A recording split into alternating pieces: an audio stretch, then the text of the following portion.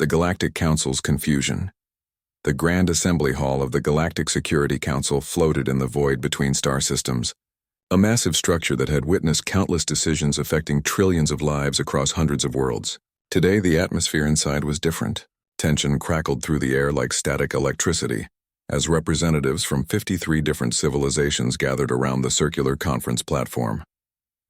Ambassador Krell of the Zinthari Empire stood at the center, his crystalline form refracting the ambient light into rainbow patterns across the walls.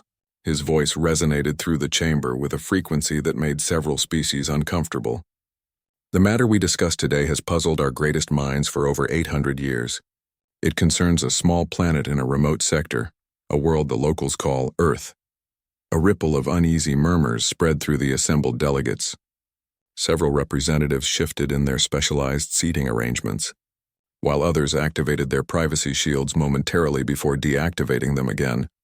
Chancellor Vorn of the Crithian Dominion raised one of her forearms. With respect, Ambassador, why are we wasting council time on a primitive world that barely qualifies for pre-contact status?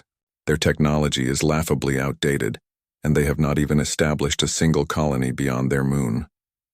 Krell's form flickered with what those familiar with Zinthari biology recognized as dark amusement. That is precisely the mystery, Chancellor. This primitive, defenseless world has become what we call a galactic dead zone. No trade routes pass within 50 light-years of their system. No mining operations, no research stations, no commercial traffic of any kind. Admiral Thex of the Vortan warfleets leaned forward, his massive frame causing his chair to groan in protest. His three eyes narrowed with interest. Dead zones usually indicate spatial anomalies or dangerous radiation fields. What makes this one special? What makes it special, Krell replied, is that it was not always a dead zone. 8 centuries ago, that sector was considered prime real estate. Multiple civilizations had established preliminary claims. Then something changed. The holographic display at the center of the chamber activated, showing a star map of the region surrounding Earth's solar system. Krell manipulated the controls, and red markers began appearing across the map. Each of these markers represents a military expedition that entered Earth's sector and never returned. The Ravager Horde, 5,000 ships strong, vanished without a single distress signal. The Collective Mind, an artificial intelligence network controlling 300 vessels, simply stopped transmitting. The Shadow Reapers, the Plasma Dominion, the Steel Claw Federation, all gone. Impossible, muttered Science Director Quilks, her tentacles writhing with agitation. Our historical records make no mention of such losses. Because nobody talks about it, Krell said quietly. It has become an unspoken rule. Stay away from Earth, do not ask why. Do not investigate, just avoid it. Counselor Breen of the Merchant Guild spoke up, his voice translated through a complex device that converted his chemical communications into audible speech. I can confirm this. Our trade routes have instinctively avoided that sector for generations. When new captains ask why, they are simply told it is bad luck. No one questions it further. Bad luck does not destroy entire fleets, Admiral Thex growled. There must be a logical explanation. Krell nodded. Which is why I propose we send a small reconnaissance team. Not an invasion force, not a military expedition, just observers. We need to understand what makes Earth so dangerous. The council erupted into debate. Some argued it was foolish to risk more lives investigating a mystery that might be better left alone. Others insisted that ignorance was more dangerous than knowledge. After 2 hours of heated discussion, a vote was called. The decision was made. A reconnaissance mission would be authorized. 3 days later, a small team assembled in the departure bay of the council station. They had been carefully selected for their unique abilities and their track record of surviving impossible situations. Commander Zara of the Explorer Corps would lead the mission. She was Etherians, a species known for their analytical minds and calm demeanor under pressure. Her silver skin could change texture to blend with almost any environment, and her 4 eyes could perceive multiple spectrums of light simultaneously. The team's technical specialist was Engineer Rax, a mechanical being from the Forge Worlds. His body was a masterpiece of adaptive technology, capable of interfacing with almost any system and surviving in environments that would kill organic life instantly. Their medical officer was Dr. Liss, a Luminar whose species possessed natural healing abilities and could sense the emotional and physical states of other beings. Her gentle nature masked a fierce determination to protect her crew. Rounding out the team was Scout Mira, a whisper, a species so naturally stealthy that most civilizations had legends about them, but had never actually seen one. Even her own teammates sometimes forgot she was present. As they boarded their vessel, a cutting-edge stealth ship named the Silent Observer, Commander Zara addressed her team. Our mission is simple. Observe only. No contact with the natives, no interference, and absolutely no aggressive actions. We go in quietly, gather data, and return home. Understood? The team acknowledged their orders, though each felt the weight of what they were attempting. They were heading into a region of space that had consumed countless ships and crews before them. The Silent Observer detached from the station and activated its quantum drive. Space folded around them and they began the journey toward Earth. The trip would take 2 weeks, giving them time to review what little information existed about the mysterious planet and its inhabitants. During the voyage, Zara spent hours studying the fragmentary reports that had survived from the lost expeditions. One detail troubled her more than any other. Every single fleet that had approached Earth had sent optimistic reports initially. They all described the humans as weak, divided, and easy targets. Then the transmission stopped. What could make experienced military commanders so confident one moment and completely silent the next? What force could overcome advanced technology, superior numbers, and centuries of combat experience? As the Silent Observer dropped out of quantum drive at the edge of Earth's solar system, Zara looked at the small blue planet displayed on their view screen. It looked so peaceful, so vulnerable, but she knew better than to trust appearances. Somewhere on that world, or perhaps in the nature of its inhabitants themselves, was a danger so profound that it had made the entire galactic community instinctively avoid this corner of space. Activate full stealth protocols, she ordered. Let us discover what no one else has lived to report. The Silent Observer slipped silently into orbit, invisible to human detection systems. The real investigation was about to begin, and whatever they discovered would either solve an 800-year mystery or add 4 more names to the list of those who vanished near Earth. The disturbing discovery, the Silent Observer maintained its position in high orbit, cloaked systems humming softly as the reconnaissance team began their observations. Commander Zara had positioned the ship on the dark side of Earth's moon, using it as additional cover while their sensors swept across the planet below. Engineer Rax interfaced directly with the sensor array, his mechanical consciousness processing data streams that would overwhelm organic minds. Commander, I'm detecting something unexpected. The planet shows no signs of active warfare, no planetary defense shields, no orbital weapons platforms. It appears completely undefended. That makes no sense. Scout Mira's voice seemed to come from everywhere and nowhere simultaneously. 53 invasion fleets do not vanish attacking an undefended world. Dr. Liss studied the biological scans with growing confusion. I am reading billions of life signs across the planet. The humans are not even hiding. They are concentrated in massive population centers with no apparent strategic dispersal. This is tactically absurd for a species under constant threat. Zara felt her analytical mind struggling with the contradictions. Deploy observation drones. I want eyes on multiple population centers simultaneously. Focus on their military installations if you can find any. The drones launched silently, spreading across the planet like invisible seeds. Within hours, data began flooding back, and what they saw challenged everything they thought they knew about sentient behavior. The first drone transmitted images from a large human settlement.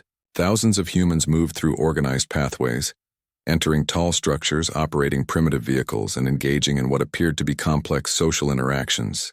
But there was no fear, no obvious oppression, no signs of a militarized society preparing for invasion. They are cooperating voluntarily, Rax observed with disbelief in his synthesized voice. I detect no control mechanisms, no enforcement systems, no authoritarian oversight. They just seem to be organizing themselves. Impossible, Zara muttered. No civilization maintains this level of complexity without strict hierarchical control and force. The second drone focused on a smaller residential area.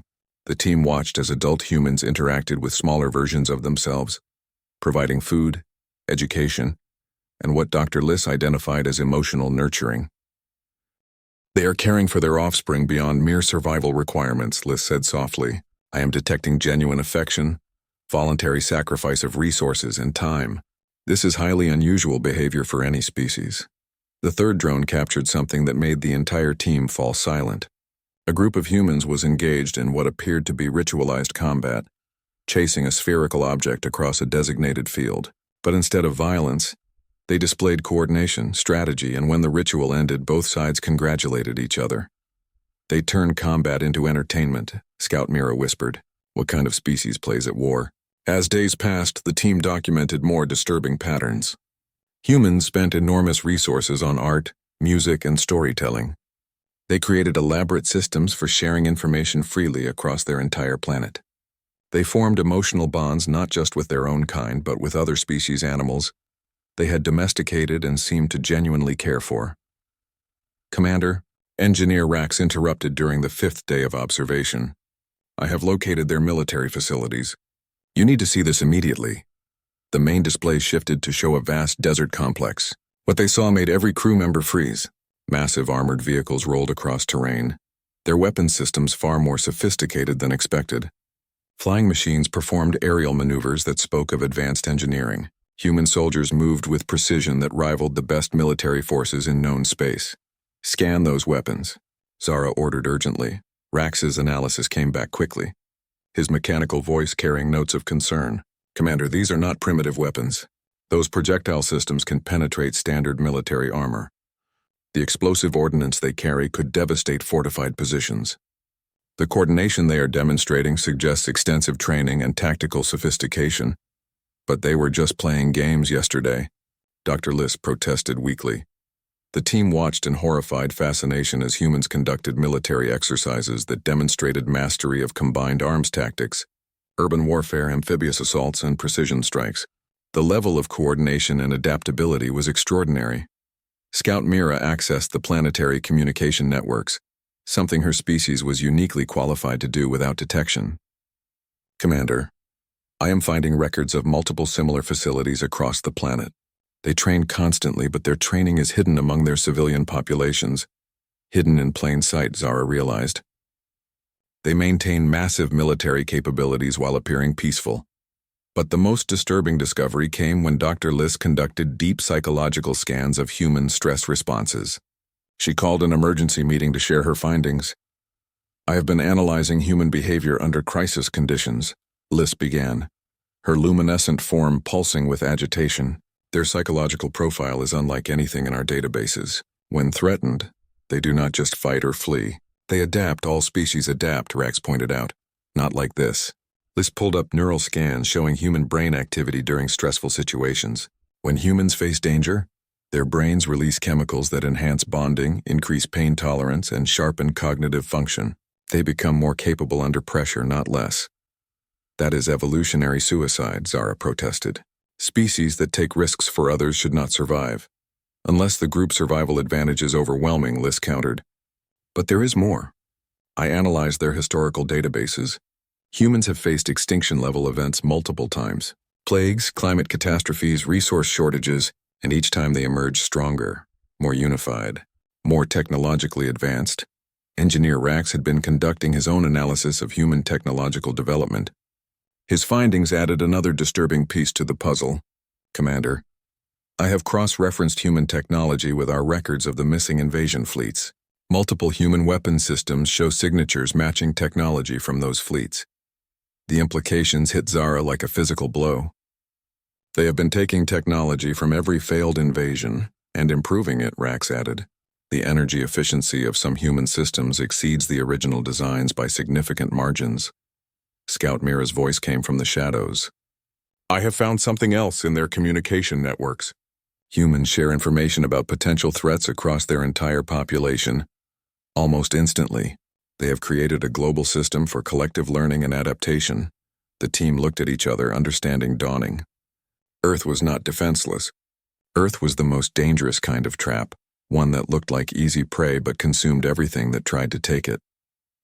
They cultivate peace, Zara said slowly, not because they are weak, but because they choose it, and when that peace is threatened, they become something else entirely. Dr. Liss pulled up more psychological data. I believe I know what happened to the invasion fleets. Humans did not just defeat them militarily, They broke them psychologically. Imagine being a conquering force arriving at what you think is a helpless world, only to discover that the prey you thought you were hunting has been preparing for you. That every peace-loving gesture was backed by capability you never imagined. They let invaders think they are winning. Scout Mira realized then they reveal what they truly are. Engineer Rax accessed the final piece of data. Commander, I have analyzed human unity patterns. Historically, they fought among themselves constantly, but approximately 2 centuries ago something changed. They began cooperating more, sharing technology, coordinating defense strategies. It is as if they realized they faced threats from beyond their world and decided to prepare together. Zara stared at the peaceful planet below, finally understanding the truth. Every invasion fleet that came to Earth expecting an easy conquest found instead a species that turned threats into opportunities, defeat into learning experiences, and conflict into unity. We need to leave, Zara announced suddenly. Now. But we have barely begun our investigation. Rax protested. We have learned everything we need to know, Zara replied firmly. Earth is not a mystery to be solved. It is a warning to be heeded. The truth revealed.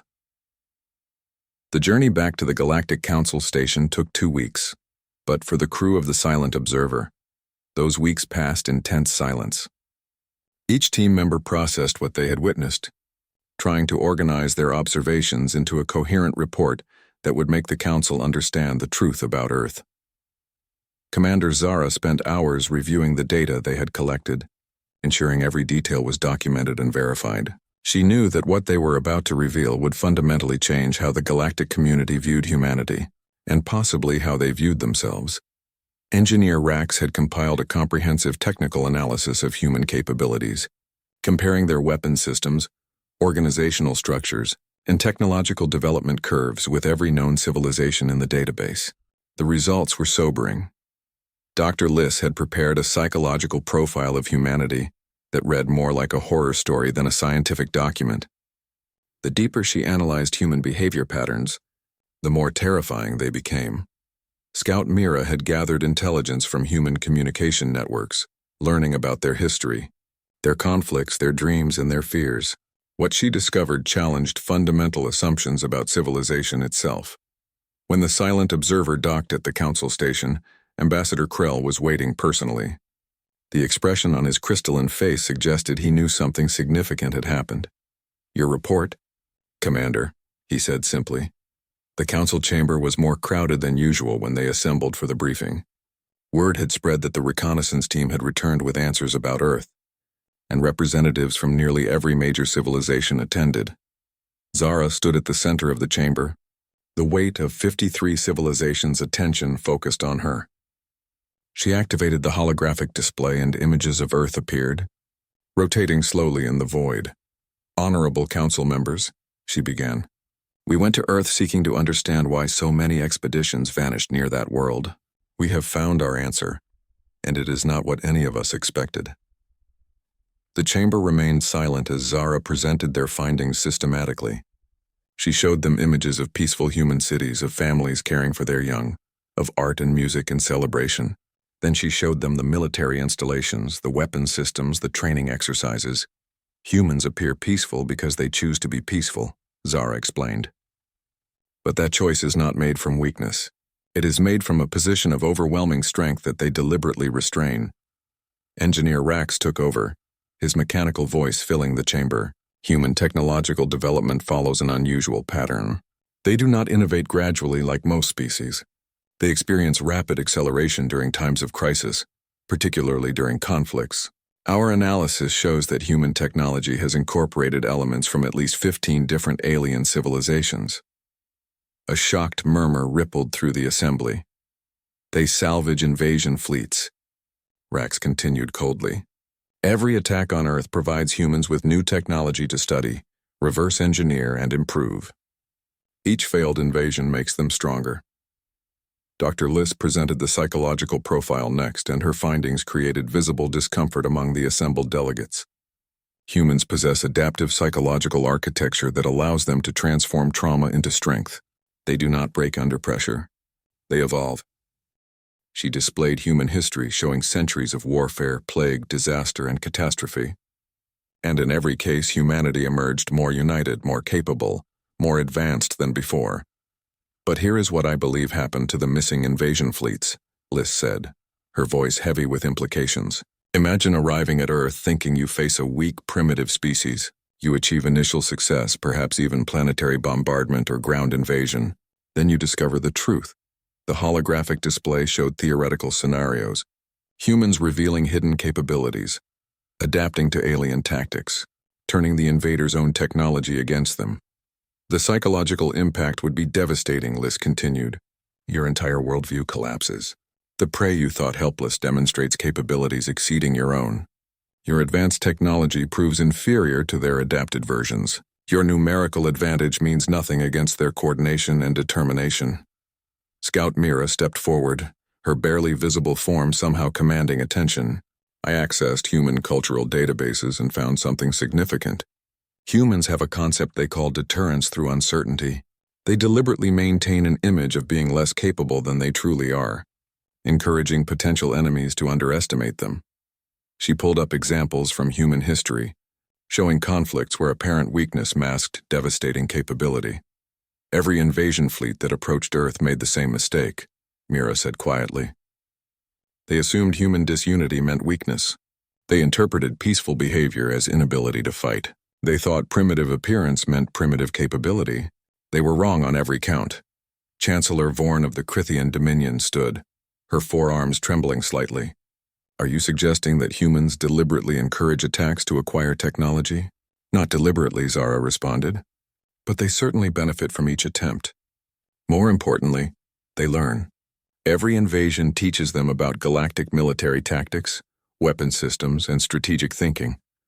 They have had 800 years of free education provided by failed conquerors. Admiral Thex of the Vortown war fleets looked troubled. What happened to the missing crews? Were they killed, captured? We do not know, Zara admitted. But I can offer a theory. Based on human psychological profiles and their tendency toward integration rather than destruction, I suspect many invaders were simply absorbed into human society. Given a choice between dying and joining a civilization that values cooperation, many might have chosen to stay. The chamber erupted in shocked conversation. The idea that proud warrior races would voluntarily join a primitive civilization was almost too absurd to consider, yet the evidence supported it. Ambassador Krell raised his hand for silence. What is your recommendation, Commander? Zara looked around the chamber, meeting the eyes of representatives from civilizations that spanned the galaxy. My recommendation is simple. Leave Earth alone. Establish it as a protected zone. Make it galactic law that no civilization may approach Earth with hostile intent. That is cowardice, Admiral Thex protested. We cannot let one primitive planet dictate terms to the entire galaxy. It is not cowardice, Zara replied firmly. It is wisdom. Humans are not primitive, Admiral. They are patient. They are learning about us while we know almost nothing about them, and every time someone tests them, they become more dangerous. Engineer Rax added his own observation. Humans are approximately 2 to 3 centuries from developing faster than light travel. When they do, they will enter the galactic community. The question is whether we want them to arrive as friends or as a civilization that knows us only as aggressors. That statement silenced even the most militant delegates. Dr. Liss offered a final insight. In all my psychological analysis, I found one consistent human trait above all others. They value cooperation but prepare for conflict. They hope for peace but train for war. They extend trust but verify everything. And most importantly, they remember every lesson history teaches them. The council debated for hours, but ultimately the decision was unanimous. Earth would be declared a protected world. No military vessels, no invasion attempts, no hostile actions of any kind. Any civilization that violated this decree would face sanctions from the entire galactic community. As the meeting adjourned, Ambassador Krell approached Zara privately. Do you truly believe humans will join us peacefully when they develop space travel? Zara considered the question carefully. I believe humans will do what they have always done. They will observe, adapt, and make strategic decisions based on the situation they encounter. If we treat them with respect, they will likely respond in kind. If we treat them as threats, she paused significantly, then we will discover what happened to those 53 invasion fleets. Krell's crystalline form flickered with understanding. So Earth remains a mystery. No, Zara corrected. Earth is a lesson. A reminder that peaceful appearance does not mean harmless nature, that restraint is not the same as inability, and that the most dangerous civilizations are often those with nothing left to prove. The silent observer departed the council station shortly after, its crew forever changed by what they had witnessed. They had gone seeking to solve a mystery, and returned with a warning that would echo through the galaxy for generations. On Earth, humans continued their daily lives, unaware that they had just become the most feared civilization in known space. They worked, loved, raised families, created art, and yes, continued their quiet preparations. Because that was what humans did. They hoped for the best while preparing for the worst. They extended hands in friendship while keeping weapons within reach. They built civilizations dedicated to peace while maintaining the capability for devastating war. And somewhere in the depths of space, the remains of 53 invasion fleets served as silent monuments to the danger of underestimating humanity. Earth remained peaceful, beautiful, and seemingly defenseless, but now the galaxy knew the truth. Earth was not defenseless. Earth was simply patient, and that patience was the most terrifying weapon of all. The warning spreads, 3 months after Commander Zara's report to the Galactic Council. The repercussions of their findings rippled across civilized space like waves spreading from a stone dropped into still water. The official declaration establishing Earth as a protected zone had been transmitted to every known civilization, but the unofficial truth spread even faster through the networks of traders, explorers, and military personnel who formed the galaxy's real information highway. In a dimly lit trading post orbiting a neutron star on the edge of the Korvax sector, Captain Jen of the Free Trader Alliance sat across from an old friend, sharing drinks that would poison most carbon-based life forms. His companion, a veteran scout named Trellick, had just returned from a long-range exploration mission that had taken him uncomfortably close to Earth's sector. "You heard about the Council's new protection order?" Jen asked casually, but his 3 eyes watched Trellick carefully for a reaction.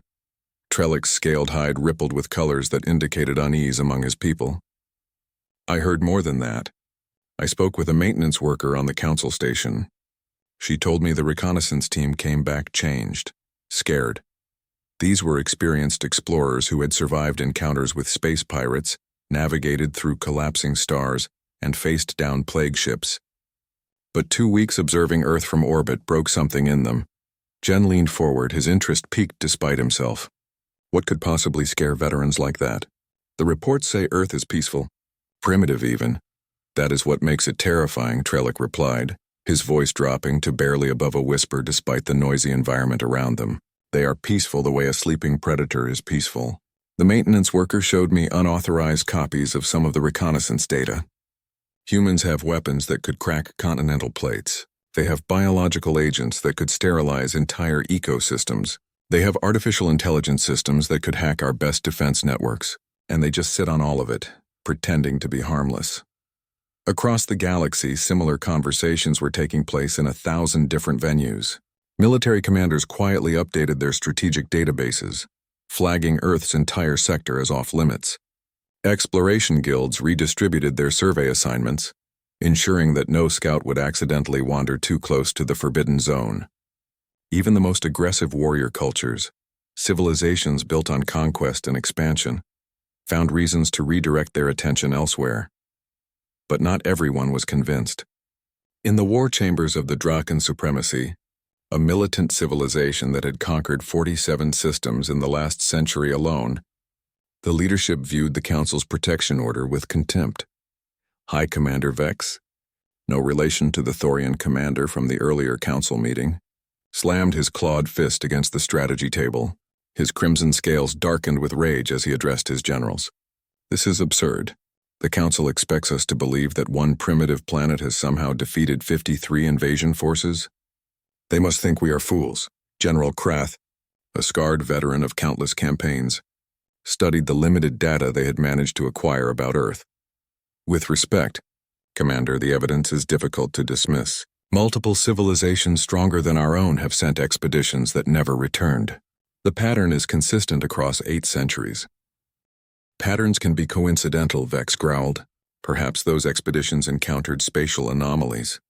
Perhaps they found the planet too worthless to bother reporting back. There are a dozen explanations that make more sense than a species that barely has fusion power, somehow defeating advanced military forces. Then let us test it, suggested General Harn, the youngest of Vex's command staff. Send a small probe, heavily shielded and equipped with long-range sensors. If Earth is truly dangerous, we lose one unmanned probe. If the Council is exaggerating, we gain valuable intelligence about why they want to keep everyone away from that sector. The other generals murmured agreement. It was a sensible compromise between caution and ambition. Vex considered the proposal, his tactical mind weighing risks against potential rewards. Very well, prepare a probe. Maximum stealth capability. I want it to observe Earth's defenses without being detected. And program it to maintain a safe distance. If there truly is something dangerous there, I want warning before we commit any ships or personnel. The probe launched 3 days later, its journey taking it along rarely used hyperspace lanes that would bring it within scanning range of Earth without crossing into the officially protected zone. The Draken military watched its progress with growing confidence. Everything appeared normal. No spatial anomalies, no hidden weapon platforms, no signs of the mysterious threat that had supposedly consumed so many expeditions. Meanwhile, on Earth, life continued as it always had. In the city of New York, millions of humans pursued their daily routines, completely unaware that their world had become the subject of galactic debate. Office workers complained about traffic. Students worried about examinations. Families gathered for meals and made plans for the future. But in a nondescript building in the American state of Virginia, a group of humans monitored signals that most of their species did not even know existed. The organization they worked for had multiple names throughout history, but its purpose remained constant, watching for threats from beyond Earth's atmosphere. Dr. Sarah Chen stared at her monitor with growing concern, her fingers flying across the keyboard as she analyzed an unusual energy signature detected by their deep space array. "James," she called to her colleague across the room, "I need you to look at this. We have got something approaching from Vector 77 Alpha." James Martinez rolled his chair over, his experienced eyes scanning the data. "That is not natural. The energy signature matches the theoretical profiles we developed, based on those artifacts we recovered from the Antarctic site."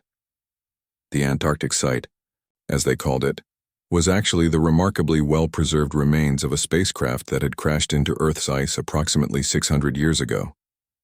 The human scientists who eventually found it had spent decades reverse engineering its technology, learning about propulsion systems, energy weapons, and most importantly, about the existence of other civilizations among the stars. Humanity's governments had kept this knowledge secret from their general population, deciding that the average person was not ready to learn they were not alone in the universe. But they had not been idle with that knowledge. For 6 centuries, humanity had been quietly preparing, developing countermeasures, studying potential threats, and building defenses that remained carefully hidden from casual observation. "Alert the command center," Sarah said quietly. "We have got company." Within minutes, the detection had been reported to secure facilities across Earth. Military installations went to elevated readiness status without announcing why. Satellite networks adjusted their scanning patterns. Deep space monitoring arrays focused on the approaching object. The Draken probe continued its approach, its sophisticated sensors sweeping Earth and the surrounding space. What it detected confused the analysts back home. The planet showed signs of primitive technology, just as expected. Radio transmissions, basic satellites, chemical propulsion systems. Nothing that should concern an advanced civilization, but there were anomalies. Certain facilities that appeared to be simple research installations generated energy signatures far beyond what their apparent technology should produce. There were gaps in the sensor data, areas where information seemed to be deliberately obscured. And the planetary defense network, while primitive by galactic standards, was arranged in patterns that suggested someone understood the principles of overlapping fields of fire and strategic depth. Commander Vex reviewed the probe's findings with growing frustration. "This tells us nothing definitive. The planet appears primitive but not helpless. There may be some hidden capabilities, but nothing that should threaten a properly equipped invasion force." General Krath studied the data more carefully. "Commander, look at this energy distribution pattern. These supposedly primitive power plants are producing output that exceeds their theoretical maximum efficiency by significant margins. Either humans have discovered physics we do not understand, or they are using technology far more advanced than their apparent development level suggests. On Earth, the decision-makers gathered in secure communication channels. The mysterious probe had maintained its distance, technically not violating any orbital sovereignty, but its intentions were clear. Someone was testing Earth's defenses, probing for weaknesses, gathering intelligence for a possible future attack. General Marcus Webb of the United Earth Defense Initiative addressed the Secure Council. "Ladies and gentlemen, we have known this day would come eventually. Someone was going to test whether the galaxy's fear of Earth was justified. The question before us is simple. Do we reveal our capabilities now, or do we maintain the illusion of helplessness?" Director Yuki Tanaka of the Asian Pacific Defense Coordination spoke from her facility in Tokyo. Revealing our full capabilities would eliminate the strategic advantage of surprise. But allowing them to think we are vulnerable might encourage an actual attack. Premier Elena Volkov of the European Defense Alliance added her perspective. "We have spent 600 years preparing for contact with other civilizations. Every scenario we have wargame suggests that appearing weak but dangerous creates more effective deterrence than appearing strong. Strength invites challenge. Mystery invites caution." The debate continued for hours, but ultimately they reached consensus. Earth would continue its performance, appearing primitive and vulnerable while quietly tracking every move the probe made and preparing responses to any possible threat scenario. The Draken probe completed its surveillance mission and began the journey home, its databanks filled with confusing and contradictory information about Earth. Commander Vex reviewed the intelligence with his staff, trying to decide whether the mysterious planet represented an opportunity or a threat. General Harn made an observation that shifted the entire discussion. "Commander, consider this. What if Earth's defense is not military at all? What if the protection comes from something else entirely?" The probe detected no massive fleets, no superweapons, no overwhelming force. Yet 53 expeditions vanished. Perhaps the threat is not what Earth can do to invaders, but what happens to those who try. Vex's eyes narrowed thoughtfully. "Explain. What if Earth does not destroy invasion fleets? What if it assimilates them? Think about the implications. A civilization that appears weak and divided, easy prey. Invaders arrive expecting quick victory. But instead of finding helpless victims, they discover a species that learns, adapts, and integrates foreign knowledge faster than should be possible. Perhaps the invaders never left because they were given reasons to stay." The war chamber fell silent as the generals contemplated this possibility. It was more horrifying than any weapon system. The idea that Earth could be a cultural and technological trap, consuming everything that approached and emerging stronger from each encounter, challenged fundamental assumptions about how civilizations interacted. Back on the council station, Ambassador Krell received reports of the Draken probe mission with resignation rather than surprise. He had known that someone would test the protection order eventually. He convened an emergency session with the Security Council. "The Draken Supremacy has conducted reconnaissance of Earth," Krell announced to the assembled delegates. "They did not violate the protection zone, but their intentions are clear. Others will follow their example. We need to decide how to respond." Chancellor Vorn spoke with unusual gravity. "Perhaps it is time we shared the complete reconnaissance report with all member civilizations. Not just the sanitized official version, but everything Commander Zara's team discovered. Let them see the psychological profiles, the technological analysis, the historical patterns. Fear is only effective when it is based on understanding." The council debated through the night but eventually agreed. Within days, the full reconnaissance report was distributed throughout galactic space. The reaction was immediate and profound. Military planners across 100 worlds reviewed the data and quietly canceled any contingency plans that involved Earth. Exploration guilds updated their navigation charts, marking Earth's sector with warnings that went far beyond simple protection orders. And on Earth, humanity continued its patient watch, monitoring the stars and preparing for the day when they would finally step out onto the galactic stage.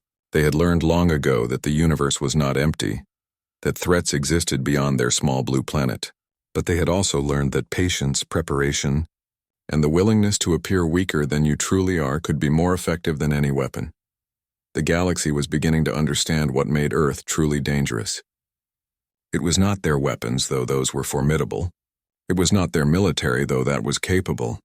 It was their nature itself, a species that chose peace but prepared for war, that extended trust but verified everything, that remembered every lesson and turned every challenge into an opportunity for growth. Earth remained quiet, peaceful, and seemingly defenseless. But across the galaxy, civilizations that had once dreamed of conquest now pursued different paths, their ambitions redirected by the sobering knowledge that humanity was watching, learning and waiting. The warning had spread. Earth was not to be touched. And for the first time in galactic history, that warning was being heeded not because of fear of Earth's power, but because of respect for its potential. Comment for next part.